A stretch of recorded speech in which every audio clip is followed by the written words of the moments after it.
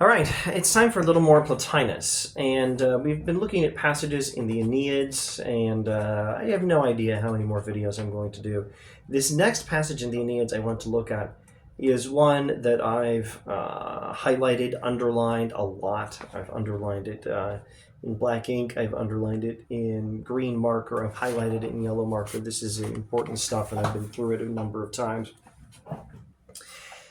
This is the fourth Aeneid, the 8th tractate. The topic is the soul's descent into the body, but it begins with a brief account of ascent, the soul's ascent beyond the physical world. Now let's look at this passage on ascent, and then maybe I'll try to stop there, or at least say just the littlest bit I can before stopping there, and maybe we'll keep going and see what else he says about the soul's descent. But the soul's ascent, this is a wonderful passage on ascent. Many times it has happened, lifted out of the body into myself, becoming external to all other things and self-centered, beholding a marvelous beauty. Then, more than ever, assured of community with the loftiest order, enacting the noblest life, acquiring identity with the divine, stationing within it by having attained that activity, poised above whatsoever within the intellectual is less than the supreme. Yet there comes the moment of descent from intellection to reasoning, and after that sojourn in the divine, I ask myself how it happens that I can now be descending. And how did the soul ever enter into my body? The soul which, even within the body, is the high thing it has shown itself to be. So the soul is a great reality, greater than the body. And in a manner of speaking, the soul is within the body, though. A couple of videos back, I suggest, if you really want to understand Plotinus, listen to what he says about how you can reverse that phrasing.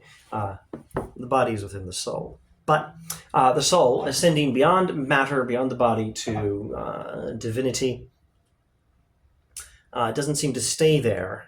And after ascending thusly, Plotinus finds his soul going back to embodied life, and he asks, how did my soul get to be here in the first place? He's going to discuss that and some related philosophy in what follows, which presumably will happen in at least one subsequent video. For now, I think I shall stop after observing only a couple things. If you look at this passage, you find him talking about